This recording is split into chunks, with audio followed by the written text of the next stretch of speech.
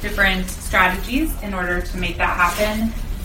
We will spend some time at the end doing a demo of our platform if you're interested in learning more, and you'll also have a chance to learn from the Newburgh team about what they're doing and how they're leveraging their data through Mosaic to support their 9th grade on-track goals. So we'll do some introductions. I'll start. I'm Janelle, and I'm a partnerships lead, so I have the opportunity to connect with school districts as they're thinking about their data needs and determining if our platform might be a good fit or not. I've been with Schoolzilla about 2.5 years, and prior to that worked at Portland Public Schools in the instruction, curriculum, and assessment department, and formerly taught kindergarten and first grade. So that's a little bit about me, and I'll pass it over to Rael. Hi everybody, I'm Rael. I'm an outreach manager at Schoolzilla. So like Janelle, having those early conversations with districts about what their needs are and if we can support those data needs with Mosaic. I started at Schoolzilla earlier at the beginning of this year, and prior to that, I was working in the legislative branch, really focusing on K-12 education policy. Thanks, Rael. And Shannon, if you just want to wave, say hello. Hello, I work at Schoolzilla also. And we'll be working kind of fairly closely with Newburgh going forward. Thank you. And Dr. Morlock and Dr. Knapp or Luke. Also known as Joe and Luke. Thanks for joining us. Yeah, we're excited to learn from you. So just get people moving around a little bit and see who's in the room. If something I say is true for you, please stand up. And if it's not true, you can stay seated down. So stand up if this is your first ACPE conference. Just right. Nice. The tattoos happen at 5:30. Great. If you went golfing this morning, I'm including putt-putting and golfing. Stand up. Foot golf? Does foot golf count? Yes. Foot golf counts. I've never tried that. It looks so fun. Great. Stand up if you work with data in your role. Great. All right. Stand up if you've been to a Timbers game. The Sounders. I don't know. Kick them out. Original Timbers or new Timbers? Oh, good question. If for those of you that do work with data, stand up if you have ever or sometimes run into challenges pulling all the data you need for your stakeholders. It's a hard thing. Are we talking about that? Great, and if you are the one primarily responsible for building data reports and sharing data with your school leaders and teachers, stand up. Okay, good job. Thank you. All right, great to see. Oh, I have one more question. This is very Portlandy. I had those in. If you've ever biked to work. Good job, Tim. Thanks, Rael. I have not, so I would not be steering. Great. Well, there's a wealth of knowledge in the room. We're going to have the opportunity to learn from others and do something for share and hear a whole group what people are doing. We don't want to be the only ones talking the whole time, so just wanted to get a sense of who's in the room with us. Just like a little background on Schoolzilla and who we are. We are PBC, so we spun out of the school system about 5.5 years ago. Our CEO and founder, Lindsay Ziegenhagen, was a director of technology at the school system, serving about 13,000 students in California, and her and a team faced many of the data challenges that maybe you personally experienced or could imagine districts experience, not having access to timely data, visual data, reports weren't easy to use, and so her and a team built Schoolzilla, and it was going really well. Teachers were happy, stakeholders were able to easily answer the data questions that they needed, and so local districts were asking, can we have that? So we spun out and now are working with about 100 school districts across the country. So these are some of our buddies in Oregon that we're partnering with. And yeah, have Newburgh here today to share a little more. And I see someone from Candy who we might pick on later too. So great. And just at a really high level, again, I'll dig into our demo later to share more. But we pull data from disparate systems and aggregate reports for your teachers, principals, counselors, school leaders, district leaders, and have everything available in a web-based dashboard for you, which I'll be sharing more with you at the end. So with that, we just wanted to talk a little bit about some of the data challenges that we've heard from districts throughout the years that we've had the opportunity to be doing this. So we know that data is important to be used for a cycle of continuous improvement and for there to be iterations on the data and reports that you receive and the information that you receive. And it's an ongoing process. So this is, the data conversation is never going to end. It's something we're going to be talking about all the time. But I'm curious to hear for those of you in the room, and I'm actually going to have you partner with the person next to you to answer these 3 questions, but is data at the center of your district's decision making right now? And if not, what's in the way? And then if you had a magic wand to solve any data related problem, what would it be? So turn and talk to your neighbor, and I'll pull us back after to share a couple out cold proof. Give you about 2 minutes. I guess so. Oh, no. Well, We're trying to put updated entirely Sanderson? Yeah, I'm up with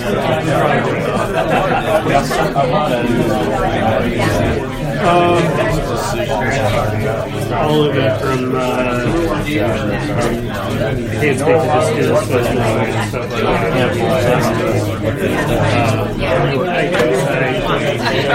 How much per day? Subjects to be used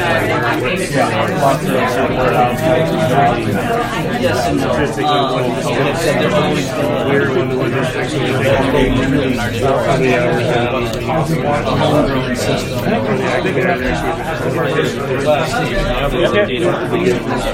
that's kind of our problem. Sometimes you think it is, you start Sort of standardized practice. I think one of the things that citizens believe in they're using a machine for I want to make this decision. I want to talk about what we're doing. Sorry, like purchasing. It's like one of the So you have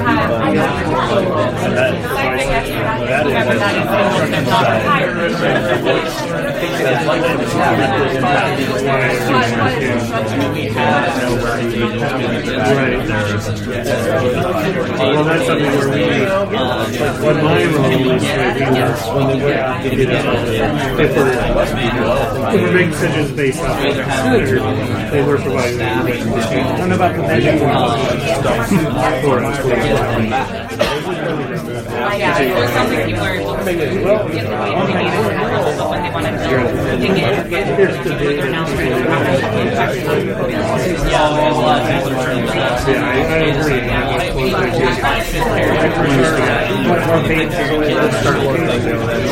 There's so much other things going on. One great sorry, that's why.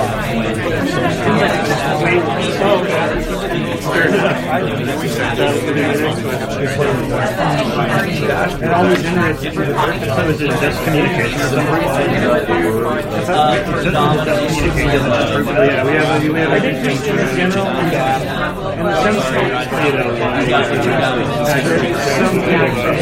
We don't have literally not. that's what our party seems like. I'd say you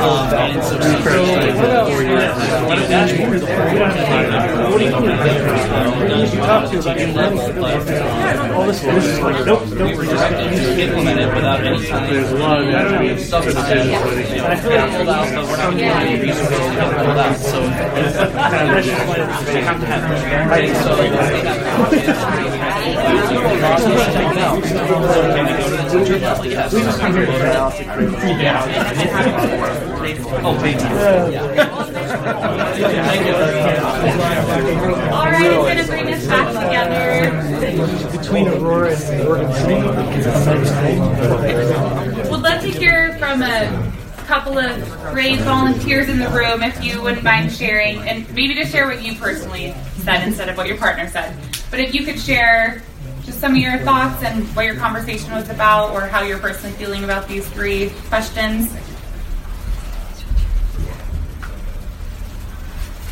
I'll share. Thank you. My partner was my boss, and so my answer was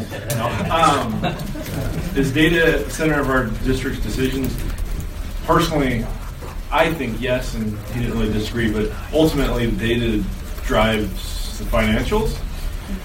And so it really does determine the future of whatever program you're trying to, either resurrect or implement.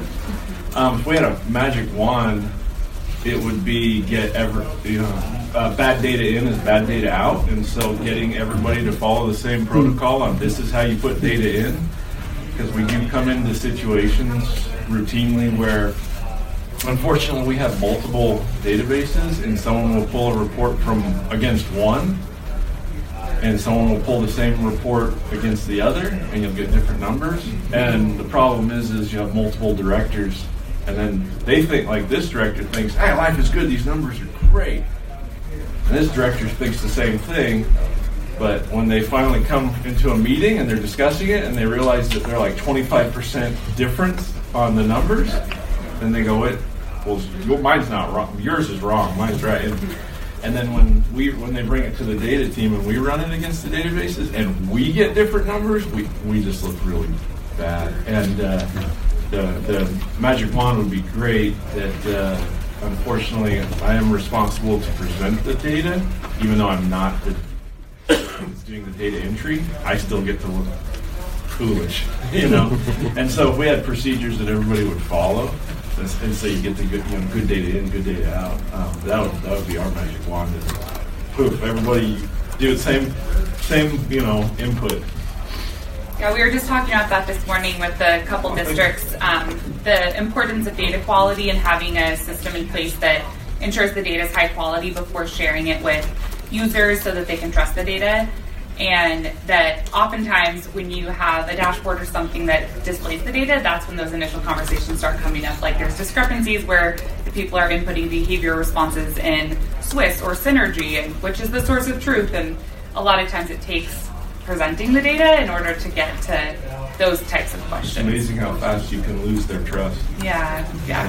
And tenfold takes longer to gain it back. Absolutely. Yeah, that we do spend a lot of time ensuring data quality is high and have a process in place, because we agree.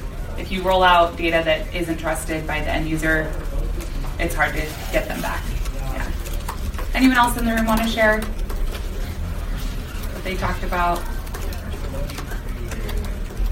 I know something I heard was just also like people leaving the district or turnover, or if one person is responsible for doing a lot of the building of the reports. That's something that we hear across the board from districts about, it's really reliant on one person and they leave and it's trying to figure out what to do then. So, great. So these are some of the challenges that we've heard just generally across districts that we've spoken with. So there's oftentimes district leaders have a difficult time aligning their teams around clear metrics and goals. So first of all, defining what do we want to track, and then implementing a system that pulls data from those different systems and having it be sustainable regardless if someone leaves or not.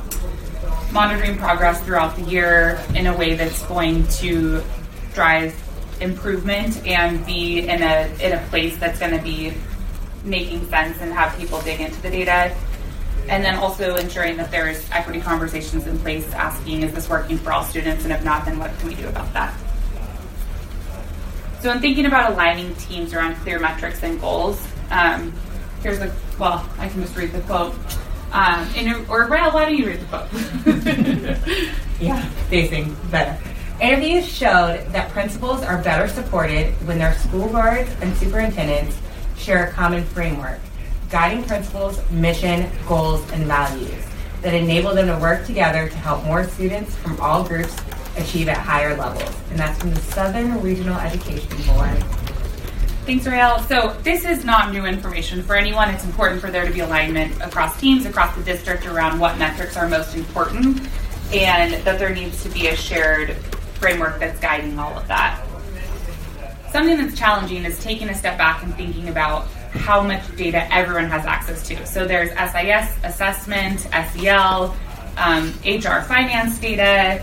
So there's so much data that everyone has at their disposal, and then trying to figure out, okay, we also have a strategic plan that we need to follow. And there's different school-based needs based on elementary versus high school graduation requirements, state requirements with ESSA, or reporting 9th grade on track. So there's so many different stakeholders in your ear telling you like how to drive what metrics are most important or not.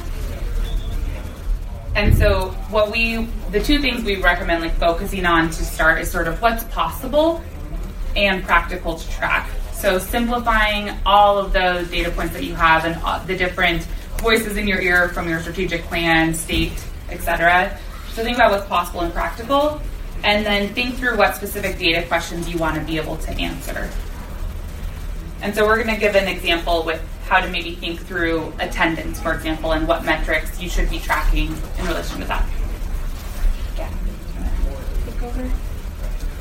Sure. Just 1 second. So I know. I have to do that. I'll keep it honest. Okay. I'll just stand next to you. Sorry. Yeah, so I know a lot of districts, or all districts in Oregon, are really concerned with different attendance metrics, especially as it's related to Measure 98 and different school funding formulas. So a lot of districts are thinking of like, how can we track average daily attendance? How can we see which students are truant, for example, or whether there was a chronic absence problem within the district.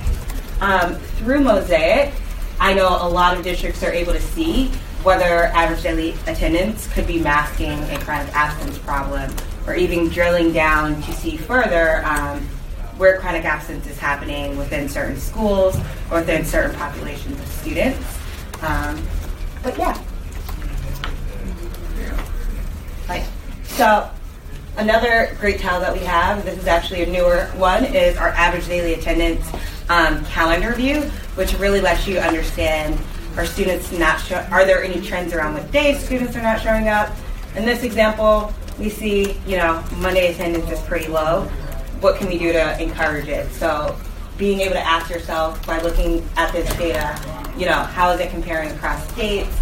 How is it occurring over time? Through Metric Zoom, you're able to see up to 5 years of data and really just see the trends, and even drill down further by strand, things like grade levels, ELL status, just over the months and years. Thanks, Ariel. So those are some good examples of questions to ask about a metric like chronic absenteeism. So first of all, defining what is the metric we want to track. Is it ADA? Is it truancy? Is it chronic absenteeism? Or is it all of them? And then what are those key data questions that you want to ask? And we'll go into some of these examples more during the demo. But we are going to pass it over to Newberg now to share how they've thought through this and one specific metric that they have chosen as a district that's a priority for them and how they're currently tracking that. So, all right. Do I get to show off our dashboard? Yeah, sweet. Should be logged in. I don't want to have to type my password again. And if you want to wear this, yeah, Ecology. Feel free to come join me. I will. If you want. Yeah, I'll let you start. All right. I got a thing. I got to run. This is Mosaic for Newberg School District. So when we open up Schoolzilla, this is the first thing we see. There's all these different tabs across the top. District profile, so it's a broad overview of the whole district. I can scroll down and show you more of what we have here. So we have culture data, we have academic data, and that's it right now. But then we can drill down to schools and then look at school profiles. I won't go to the students or student profile screens since that has our students' real data on there. But yeah, this is what we look at. Like we have our superintendent's cabinet meeting. We'll pull this up, we'll look at how things are going, and then we can switch over to, for chronic absence, we can look at, okay, we really want to look at it by maybe gender, and it can break it down right there for us what's going on for chronic absence. For me, yesterday, I got to go to meet with ODE to get our high school student success plan officially okayed and Measure 98. So our team went over and we were in the room with them, and they were asking us about what data we use to plan our goals and figure out where we're going to spend money. And we started talking about some data points, and then they had questions. And it was what we were able to do was just pull up Schoolzilla right there in the moment and be like, okay, well, let's look at it. I'll show you what we showed them and kind of how this has worked for us. So Newburgh Senior High School is what we're looking at, and kind of what they were showing before too, right? You look at average daily attendance, it looks really good, 92%. We're able to set our cutoff so we can show that it's in the green, it's above 90%. But what's being masked is the fact that we have a lot of students who are still chronically absent. And so for Measure 98 funding especially, we have some roles that we're funding, some positions we're funding to address that. And if we dig into that, one of the weird things that we saw, maybe it's weird, maybe not, we dig into gender, that we wouldn't have predicted this, but we actually have more chronically absent females than males. And when we saw this a while back, we actually engaged in some empathy interviews with these students. We were able to drill down and see who the students are. And we started doing empathy interviews and realizing, like, we think of chronic absenteeism as like, oh, it's the kids ditching to go skate at the skate park or they're being truant. And seeing this and then going to actually talk to them, we realized that has way more to do with anxiety and some mental health pieces. And so instead of putting money towards like someone to go round up the kids at the skate park, we really needed more mental health supports. So we were able to write that into our Measure 98 plan and make sure that we are putting our money towards like what's actually going on to make sure that we're addressing that well. So that is that the answer to the question? That is one data point that we have found and has been really meaningful to us. We were able to see it through Schoolzilla. I'll give one more too. So I got a question the other day. There's some legend always around behavior, and that's the big thing, right? We're all dealing with mental health at a very early age across all districts, across the whole country. And so one of the questions that came up, of course, social media is always correct, right? So anything that goes on Facebook is real. So I got a question from one of my board members that said, well, it sounds like that the behavior at such and such school is way worse than it was last year. It's trending toward the inner cities. It's just incredible. If you ever been to Newburgh, it's not an inner city, just to be clear. And so I brought up the disciplinary referral rate. There's actually a new thing here, which you'll tell the name of, I'm sure, later, because I can't remember. It has the cool 4 arrows on it. I basically expand my data, and I look at the 2017-2018. This is all students, and that's not a big deal. What I want to do is show them, as it's specific to elementary, and I wanted to answer her question. And so I pulled up. I went the wrong way already.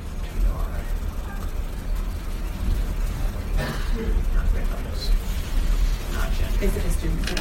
Yeah, it's just no, it's just by school level. I was Just a little bit right there. Too quick. And then I compared, and then I could say compare by school. So I could show the different schools, and as it pulls it up, live demos. Everybody who does tech knows live demos are the best. It's usually really quick. It's just the room. Yeah. It is Hold up usually 5 really years. quick. Yeah, it is. It's usually. I'm serious. No, I just had that. You did 5 years. Watch this. Just click one that always works. Watch. Send the report. Send the report. Send the report.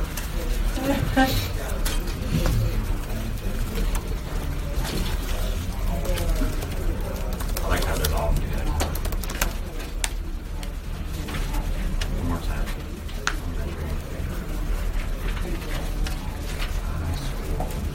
There it is. And so what I was able to show them was that year one, I mean this is last year, that's what our behavior data look, those are our referral rates. So if you just look at it without even having to look at the numbers, you can see the year one last year is vastly different than this year. And so it's easy to show them that, no, it doesn't look the same. So all that legend, all that crap that you're hearing from other people is not real. And so I actually took a screenshot of this, sent it to the board member. They said, thank you very much, I'll respond, and they took care of it. And so sometimes just easy things like this for somebody foolish like me, like the superintendent, can handle this. Nice little things like being able to highlight just the one school. I can see the one school, and I can just talk about which one, and it highlights, or if I highlight it over here, it'll highlight it on my list and give me some more information. So super quick. One of the issues that actually you mentioned before about garbage in, garbage out. And a large part of that is actually, you're never going to get people to do it right, because they're not going to do it right, because they don't necessarily care about it. If they care about it, then it changes the culture. And so we've been talking a lot about having a culture of data curiosity, and that is that maybe I want to poke around here and see what I can find out, because if you become curious about it, then data becomes important. When somebody says, we need to do a good job putting this in, like, oh yeah, that makes sense, because then I'll know. But like the referral thing, we've been kind of saying, we're going to put them in, and we're going to put them in the same way. And this is why we're going to go talk about this. So when we talk about the fact that you're now at 35.6% at the end of the year, and what does that mean? What are your plans for next year? We're going to start using this as a way to help schools determine what their plans are for the following year. All right, so being able to use certain amounts of data, and you can't just load it on them, right? Make them all just do it at once, but developing that culture of curiosity, like what does it mean, which kinds of kids, the female chronic absenteeism, that made us do something else, which was, now we're going to ask the kids, which we should be doing anyway, but let's ask them what it is about them. But we would not have known that. We would have automatically assumed that the kid with the blue hair sitting in the back of the corner and he's the one shown to school. Turns out he has perfect attendance. But it's the young gal who's having a hard day and she just gets anxiety, and then she gets further behind because she missed one more class and she missed one more class, and now we get into other problems. So just creating that curiosity and having people be able to see this, and now we're bringing it up at all the principal meetings and making them go through activities, but just look through here. And that's what's been helpful for us, I think, for Mosaic to be simple. Even a fool like me can click around and find the right stuff, even if I have to reload it. But I think that those kinds of metrics, those kinds of things have been really helpful for us. Yeah, and exactly what she said was true was that when we first started using Mosaic, oh my goodness, our schools enter referral data very differently. And so it's led to great conversations and really cleaned up our data collection practices. So we actually have a much better data set now to work with and to compare things with. Yeah, and I'll show you one more, because you can see that. We have a little competition going in the district, because there's a report you can see who's been using Schoolzilla the most. This guy is winning currently. So he is leading by example with data and curiosity. Doesn't even matter. First one. I'm pretty sure you don't allow the admins to be in that report, so I'm just not even involved. So otherwise, I have a clue. But you can see there's a differential. Those are our two middle schools in discipline data, so we had a large conversation. Now, here's year two. Yeah, exactly. So the kids didn't all magically get better. I mean, that would be nice. Maybe waving magic wand. Is this changing because the way you inputted the data differently? So this is actually a change in behavior at the school level. So this is summertime, right? Yeah. It's summertime. So these are two schools. Now, either this school is a complete train wreck, and this one is just magically great, and then all of a sudden they both got magic, or we were doing something differently here than they were here. So this is the conversation we have with the principal. Seriously, half of your kids are always in major trouble of some kind? Well, maybe not. So, and that comes down to, then we can also, which we have also used to say, you have one teacher who's written 462 referrals this month. That's an adult problem, not a child problem. Right? So it allows you to drill down and go, here you've got 3 constant behavior marking people over and over again. For a principal, they go, and maybe they feel it, they go, kind of know who keeps giving them the same referral over and over again, but this allowed that school to have a conversation around, maybe we're going to do things in a way that makes more sense. And so you can see it, starkly in this differential. Nothing changed at the school except for that conversation with the adults. Say, maybe we should rethink how we're doing this. It's not working with kids. Yeah.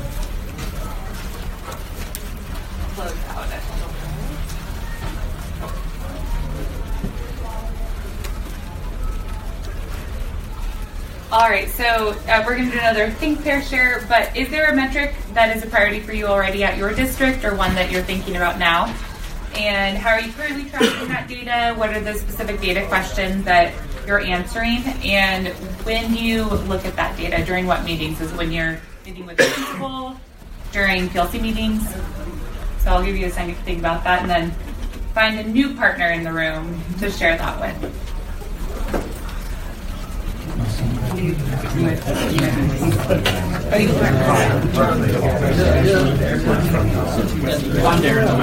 Rael.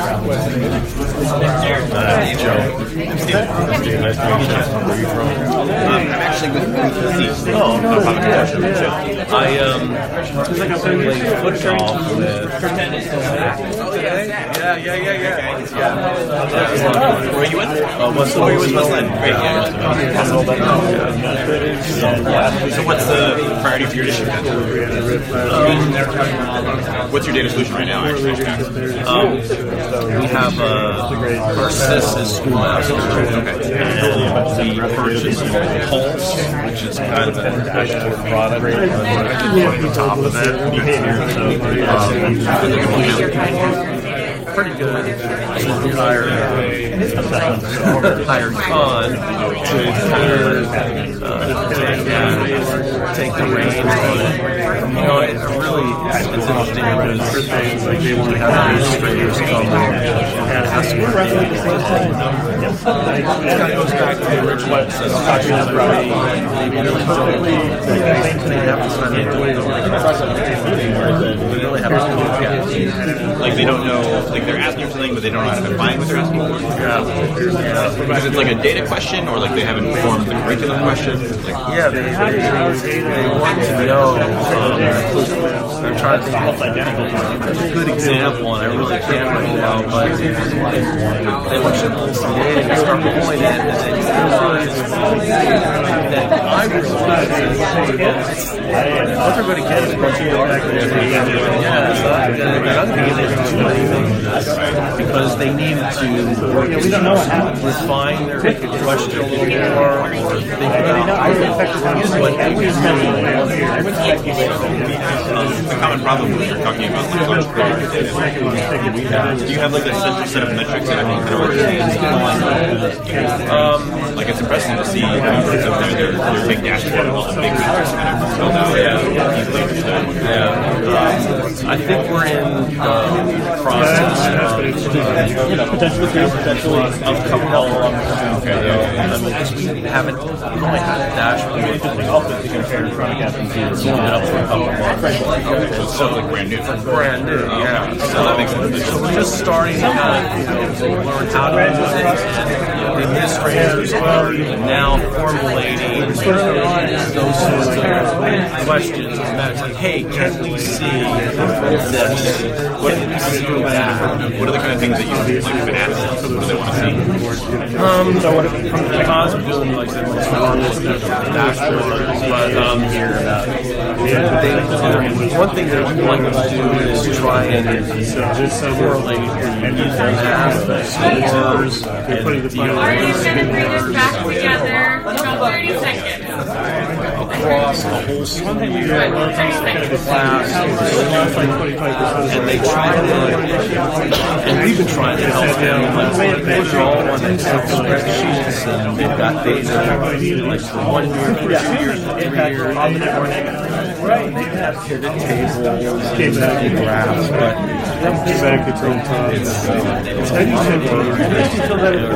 manually massaging the data like that. And it also creates a lot of opportunities. You wonder how you a lot of errors will happen. We do, even in our little shop, we do data processing. And anytime you guys start handing out to somebody in a spreadsheet, you're going to have someone's going to make a typo, some data viewing that can change a lot of things. Right. So that's a big deal. All right, gonna bring us back.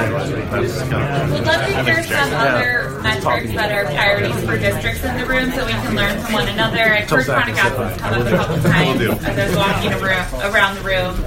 Are there other metrics that are key priority for you right now? Come on, Darren, you gotta have one. Besides attendance? Yeah. I'd put that.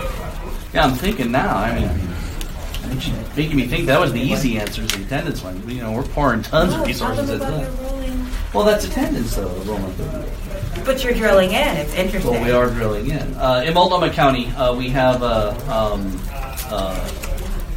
third-day rolling attendance metric that we are using, and ultimately it results in the first letter, second letter, and then eventually sending out an SRO to a home, and then ultimately for really bad situations, bringing student and family into court and having a conversation with for the judge in an attempt to motivate. That's an interesting piece of how we're doing that. We're kind of going one step beyond in the county, just well beyond the, hey, we're shooting for that 90% or 90%. Have you seen it change outcomes at all? I don't know. I know that the system is in place, and that's our high schools that predominantly now that system's in place, they handle it themselves. We don't have a ton of conversation in the data circles, data tech support circles. That's pretty much handled through administration. Great. Yeah, so another helpful way to think about digging into attendance data. Yeah, so I have a slightly different question. I would really like to see very sophisticated use of data. And so one of the things you look at, for instance, is like, does a kid understand fractions or whatever? But if you say, oh, these kids don't understand fractions, we're going to drill them to death on fractions, it can get to the point where the kids kind of start losing interest in math and don't do it. And so what is the balancing metric for that? So that you can say, well, if you all focus on one thing, it's going to cost you something else. So let's say you chose some balancing metric like enjoyment of math, right? And you want to know that. Does that mean that you need to have a system that already measures math and enjoyment of math and then it feeds into Schoolzilla? Or do you have the ability to create new kinds of reports that people can enter data into?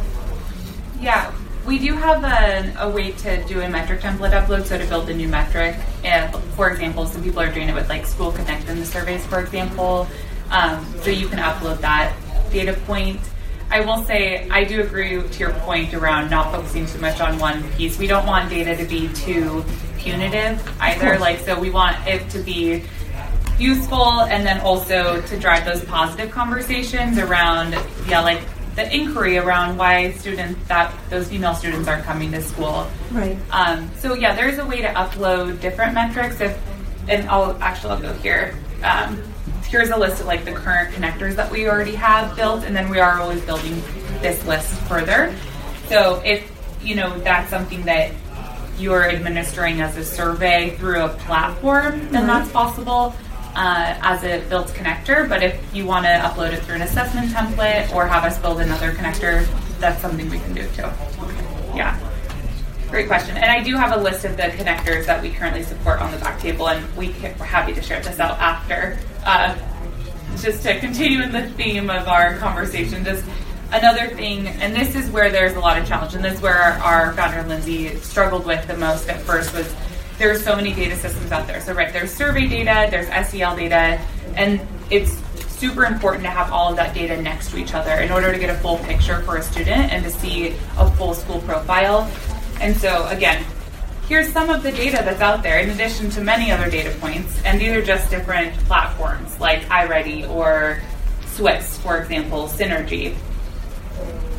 And when you have data all in different silos, there's so much work that needs to be done to build a manual report, and then by the time that manual report is built, it's already out of date. You can't drill in any further and ask follow-up questions, and it puts a burden on a lot of data analysts and people that would rather be spending time analyzing the data and supporting teachers and school leaders with what to do next. So it doesn't, of course, need to be our platform, but we're just suggesting from the pain points that we've heard from districts across the country to have something in place that does pull data from all of those disparate systems and on a nightly or as frequent as possible basis pull into a data warehouse and have something visual that you can manipulate and work with to ensure that people are able to dig in further. And then also using that data to monitor progress throughout the year. So don't just look at data as you're building out your strategic plan or, 3 times a year when you get the new formative assessment data in, but really building out that data culture. And we do have a case study from a couple of years ago with Newberg about building a data culture and how you can use a platform like Schoolzilla to help support with some of those data culture and data inquiry processes, but making sure that you have some systems in place in order to ensure that you're able to monitor data throughout the year and that there's alignment. So this is from McKinsey research, but essentially it's saying that when there's open communication across the organization about progress, respondents are 8 times as likely to report a successful transformation as those who say communication doesn't happen. So when you're tracking progress toward a goal, you usually see growth. And we internally have our own Mosaic dashboard where we track our metrics and goals around customer happiness and things like that, because we believe if you track towards something, that's when you start to make sure that there's progress. So ensuring that there's open communication, and then also making time to talk about the data. So internally, we have twice a month days where we look at all of our internal metrics and data, and we like to model some of the practices that we think school districts should be doing as well. And the good thing is there's so many meetings that you all have in place already, PLCs, board meetings, principal-teacher meetings, department meetings. So there's meetings already happening where you can incorporate these data conversations. It doesn't need to be another thing to add to teachers' calendars. You're already having them available for you. Curious if there's other meetings where people are talking about data that aren't listed here. I'll say I don't know that I see on here like IEP meetings or individual student meetings, maybe another one. Are there other meetings where you're currently digging into data that could be helpful for the room? Regional meetings. Regional? Regional. So yeah, again, in Multnomah County, we've got there's Portland, and then there's the rest of us. Yeah. And so a lot of we have a lot of meetings at various levels, everything from superintendents down through a state of monkeys, and talking about what's going on in different districts and how we're collecting data and trying to standardize across districts. Yeah.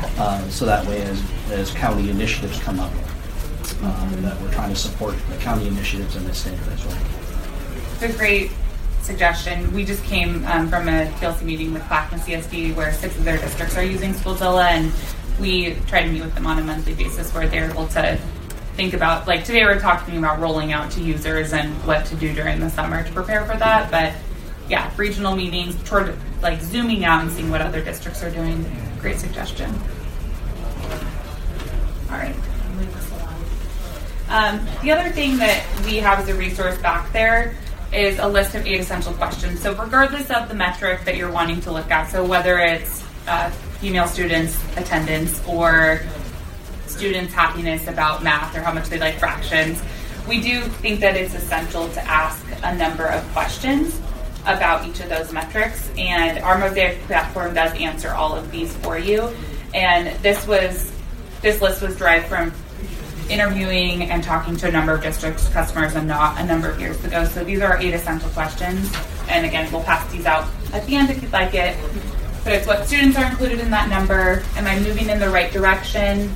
Am I ahead or behind of where I was from this time last year? So the referral example that you heard Joe speaking about, for example, what's the distribution? How many students are close to being on track or are off track?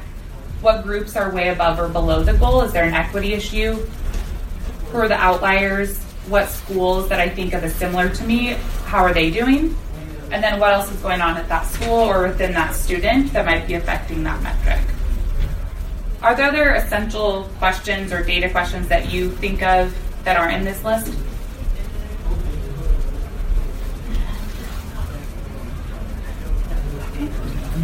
And then also making sure that all the data that you're sharing with those end users is visual and going to be helpful for them in order to answer easily the questions that they need.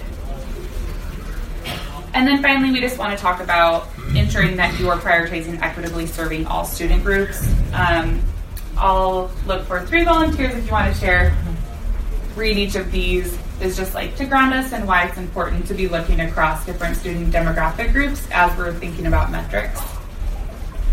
And Ray will throw you a stress ball if you read one of them. So I also have I Love Data Pen. Shannon, yeah, go for it. Nationally, white students are 1.3 times as likely to be in an AP class compared to Hispanic students. Those were at 10. Nationally, black students are 3.9 times as likely as white students to be suspended. I'm going to get it. I just don't want to hit that. It's not that good. Or I'm going to hit him. Okay. I don't want to hit anybody or Shannon. Okay, I'm going to read the last one. And I don't even. ELLs are the fastest growing group of students with an increase of over 70% since the early 1990s. And then this is a resource that shows, there's a lot of resources online, but this is one, for example, that shows where Hispanic students on average are academically behind white students. And so this is not all Oregon specific, this is nationally.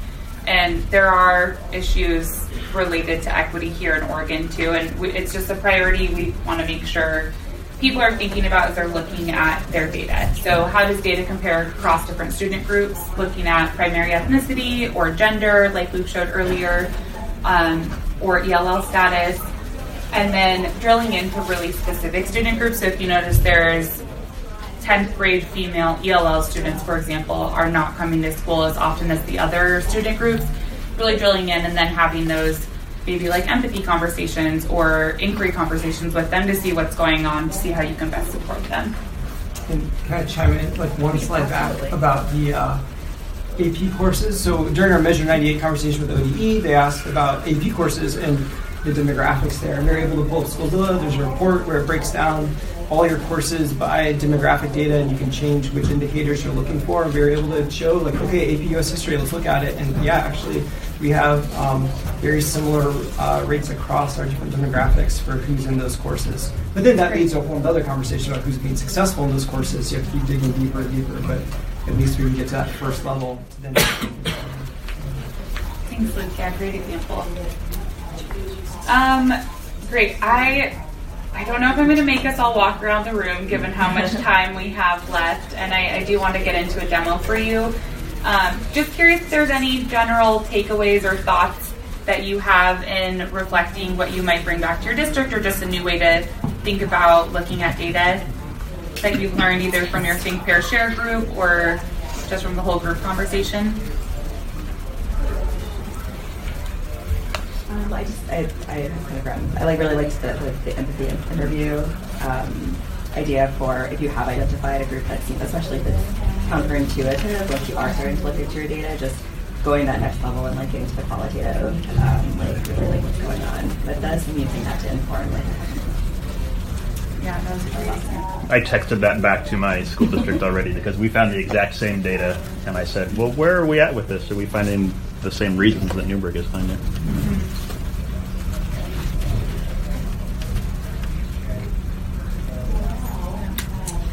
All right, I'm gonna just quickly log in back to the Think data, so we're not looking at Newburgh's now, and I'll show you a couple more things. Thank you both for doing a great demo earlier, so I don't need to do a full demo now for everyone.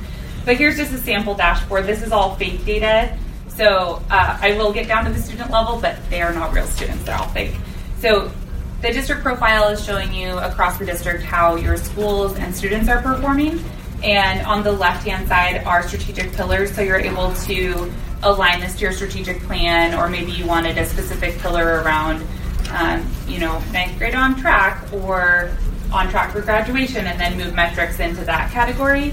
So this is totally configurable. And then each of the tiles answer those same key data questions for you. I'll do another example of metric zoom just to show the strand level that we didn't get to earlier. So again, you can look longitudinally over the last 5 years how students are doing on their ELA normed benchmarks, so maybe iReady or NWA map. And then you can look down at the strand level.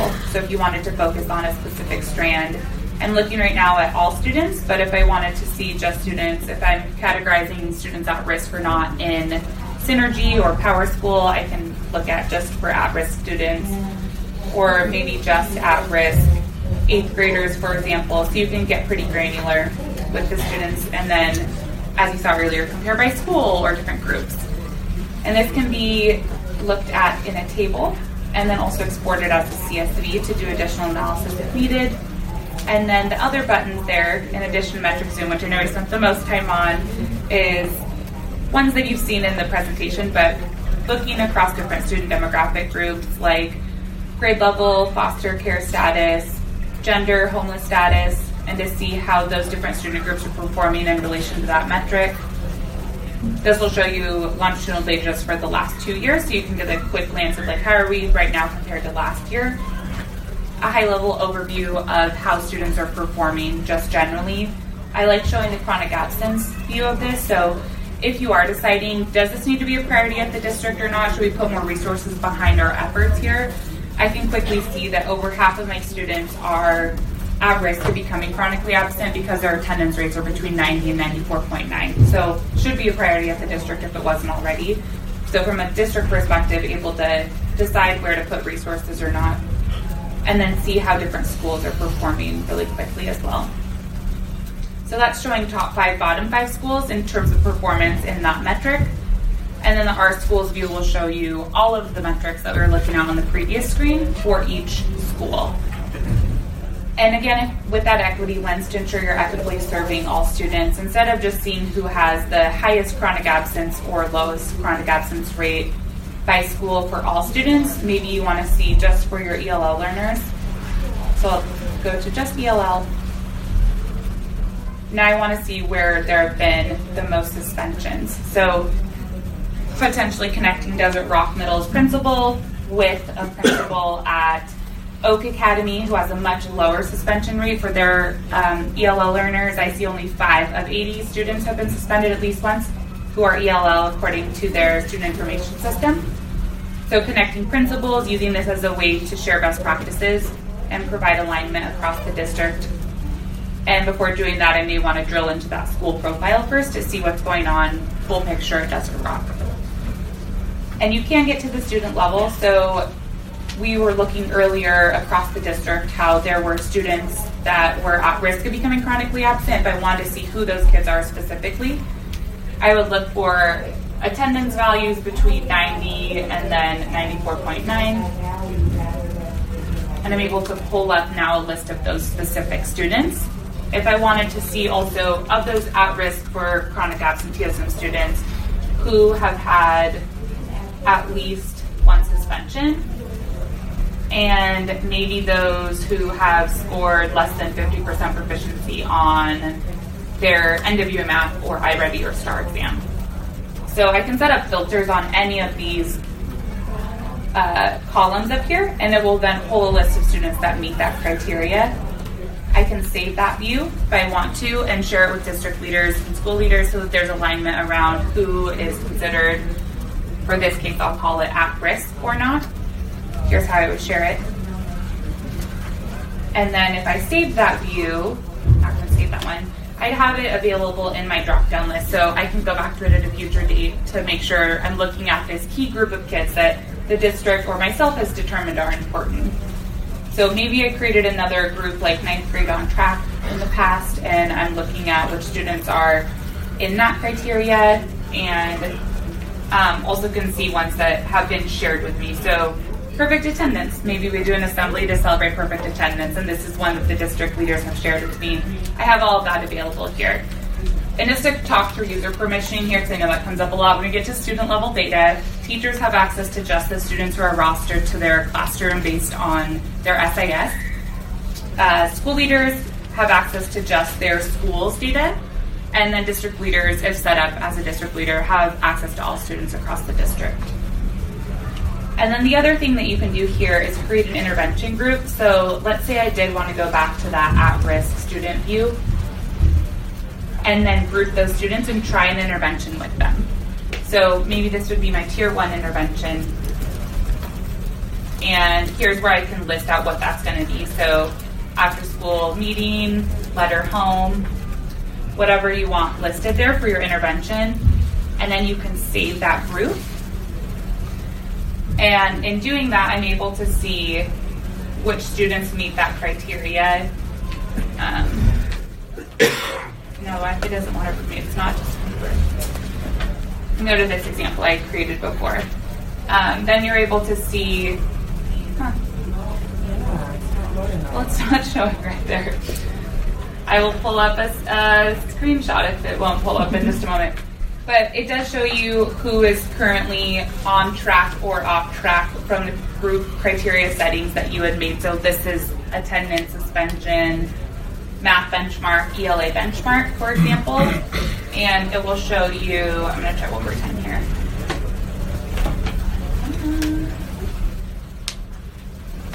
Rail, are you logged in? Do you want to log into Mosaic so you can pull it up? My login's in. You should be able to click it. I'll just turn my monitor around just to show you what the cool student groups look like at least.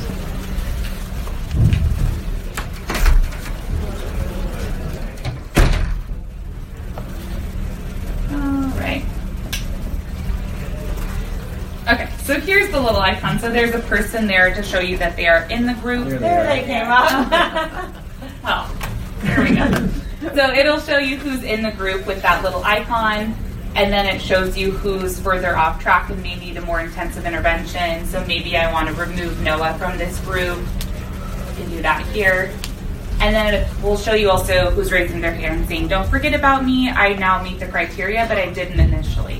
So that helps you ensure that you're not letting any students slip through the cracks. Before adding Kyle to that intervention, I may want to see his student profile and see what his attendance looks like and suspension and overall performance before making a decision on to add him or not. That's really helpful for parent-teacher conferences, saves a lot of time and preparation for those, or for IEP meetings, or for student data chats. You have a list of all of the students here and can just toggle between the names and their profile will refresh right away. And I know we have just a couple minutes left, so I'll pause there. We do have demo site access if you're interested in exploring this further. We also,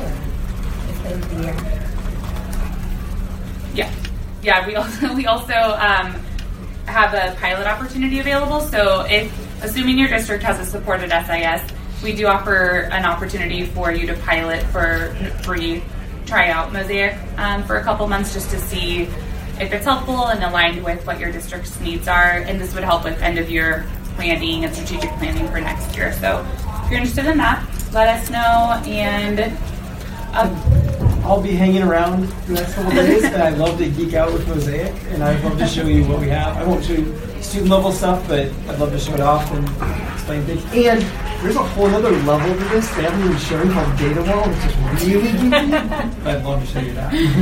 Yes, I stayed high level today. But yeah, thanks Luke and Joe for presenting with us and sharing a little bit about the work we're doing. And thanks everyone for coming.